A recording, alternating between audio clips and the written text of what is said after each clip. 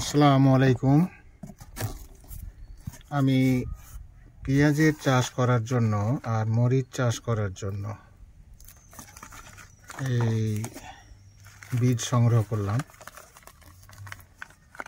তো এগুলো হাইব্রিড জাতের মরিচ বীজ। তো মরিচের কিছু বীজ সংগ্রহ করলাম, আমি নিজেই কি করব।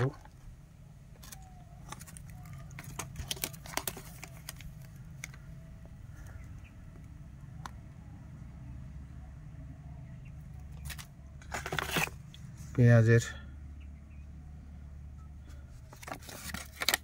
বীজ জিরাট সুখসাগর,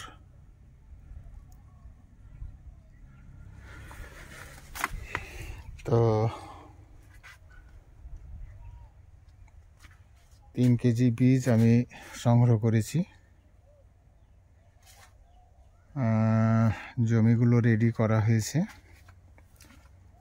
তো আজকে আপনাদের জানাবো যে পেঁয়াজের বীজ, এটা তো হাইব্রিড জাতের বীজ, এগুলো কি নিয়ম ফলো করে এগুলো ছিটাইতে হয় বা পেঁয়াজের চারা ছিটিয়ে বীজ সুন্দরভাবে অঙ্কুর উদ্গম ঘটবে, এরকম কিছু প্রসেস করা, কিভাবে এটা হয়।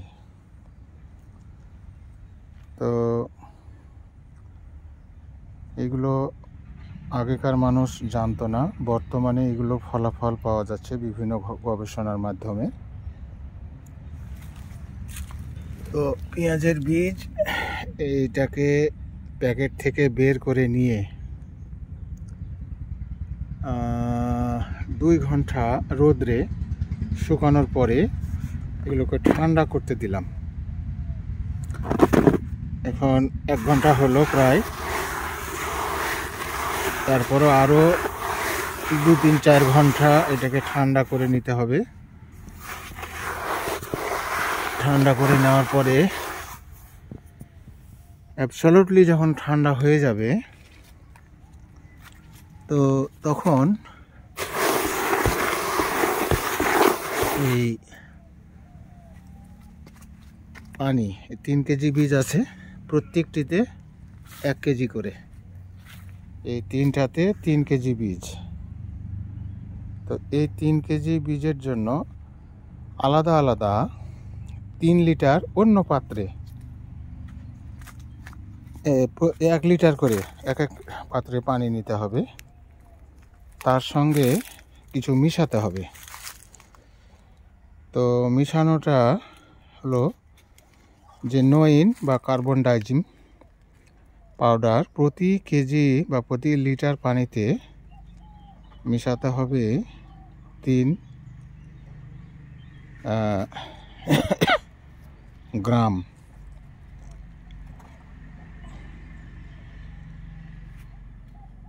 এইভাবে 3-9 গ্রাম দিতে হবে। তো আমরা এইটা ব্যবহার করতে পারি। এখানে এই যে কার্বন ডাইজিম আছে, 500 গ্রাম সক্রিয় আছে। এই কার্বন ডাইজিম পাউডার প্রতি কেজির জন্য প্রতি লিটারে 3 গ্রাম পানির সঙ্গে ভালোভাবে মিশিয়ে নিতে হবে। তারপরে হলো যে থিরাক্সিন, কার্বক্সিল এবং থিরাম, এই মিলিয়ে এটা একটা মানে কম্বিনেশন।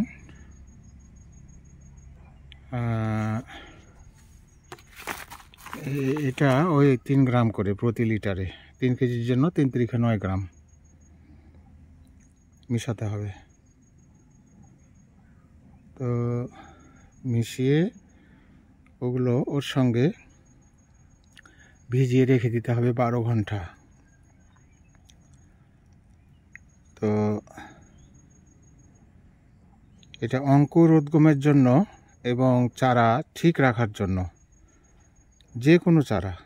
এটা আমি ব্যবহার করব এখন এই পেঁয়াজের বীজের জন্য। আপনারা দেখলেন যে সুখসাগর জাতের যেটা জিরাট সুখসাগর ইন্ডিয়ান বীজ, সেটা আমি ফেলব। তো সেই জন্য এটাও একটা খুব গুরুত্বপূর্ণ থিরাক্সিন, গুরুত্বপূর্ণ একটি ওষুধ, কিন্তু মাত্র লিটারে 3 গ্রাম মিশাতে হবে।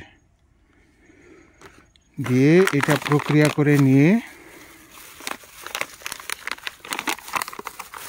তারপর 8 দিন পরে যখন অঙ্কুর উদ্গম হয়ে যাবে, তখন এই আমেরিকান NPKS এই সারটা স্প্রে করতে হবে, যেন তার নিউট্রিয়েন্টের অভাব না হয়। আর জমিতে আমি কি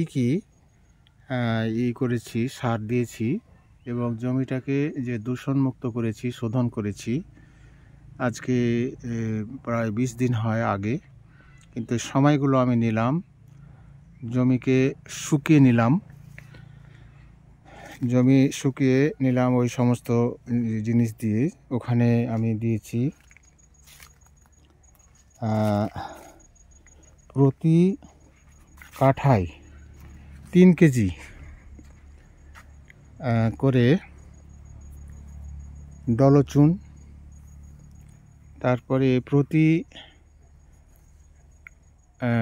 কাঠায় 75 গ্রাম অনুসারে এই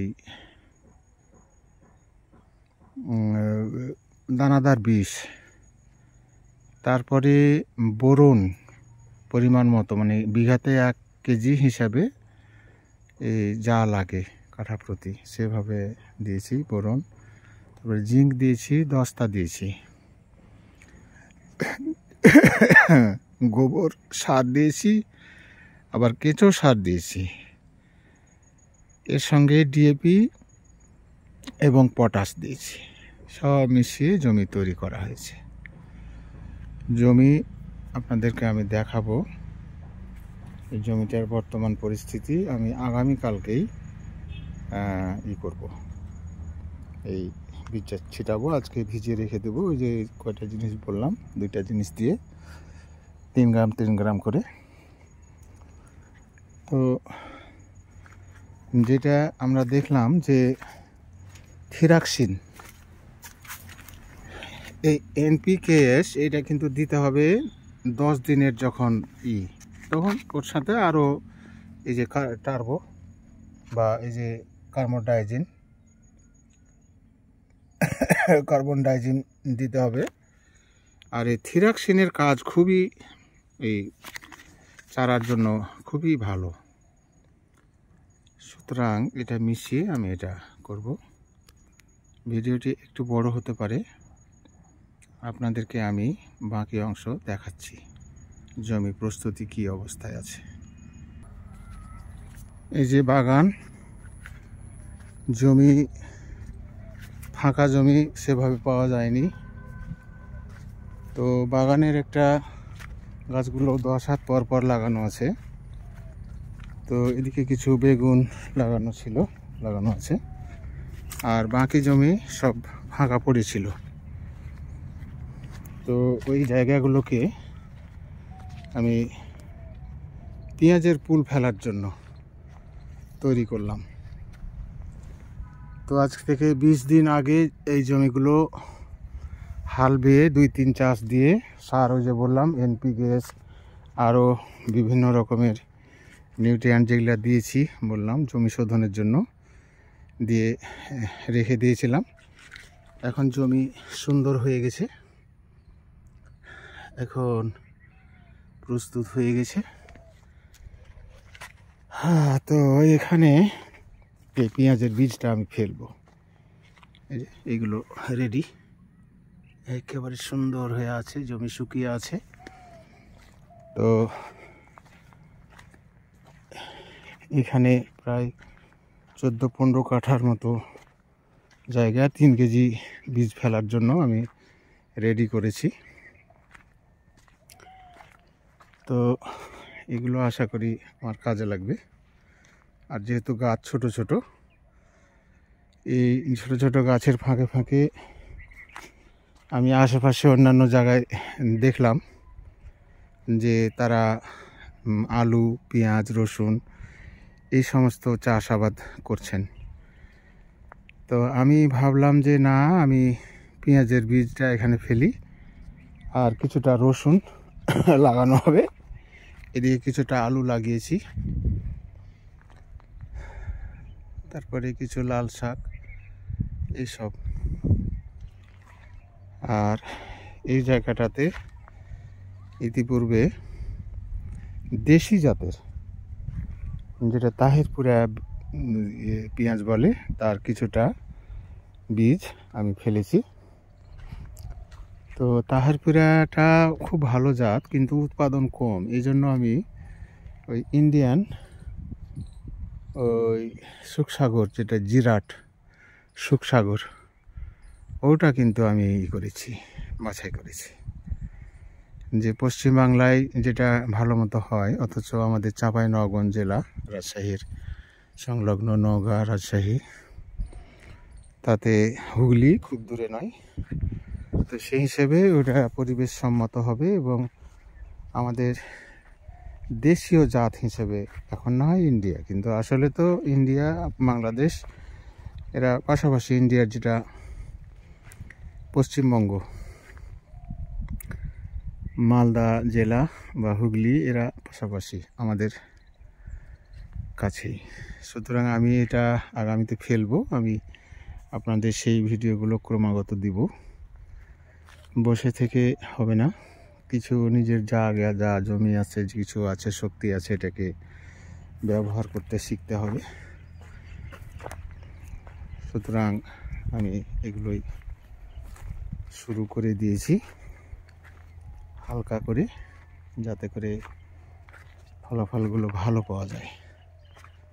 আর এগুলো কাটিমন জাতের আম। আজকে 15 নভেম্বর। গাছে মুকুল ধরে আছে, কত সুন্দর। এগুলো আমের দাম প্রচুর পাওয়া যাবে। তো এই জিনিসগুলা করা আছে বলেই কিছু আশা করা যাচ্ছে পয়সা পাওয়া যাবে, আর পয়সা পাওয়া যাচ্ছেও। সুতরাং বেকার বসে না থেকে এগুলোর দিকে দৃষ্টি দিয়ে, বেশি না হোক অল্প করেও করা যায়, শুরু করা যায়।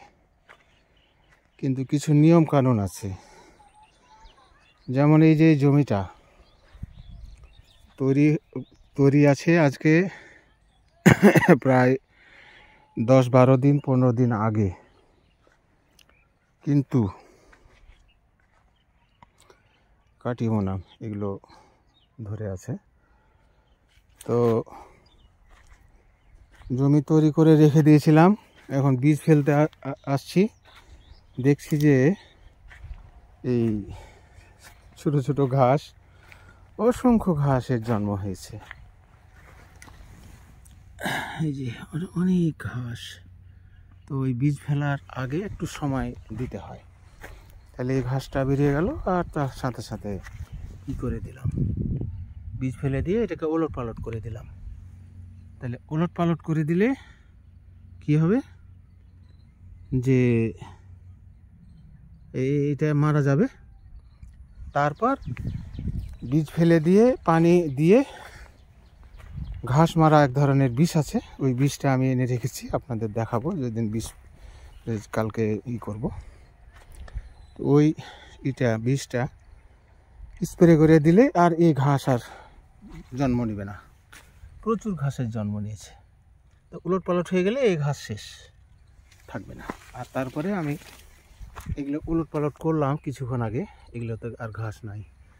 টেস্ট করলাম যে উলট পালট করে দিয়ে কেমন হয়। তো এখানে ঘাস মারা গেল।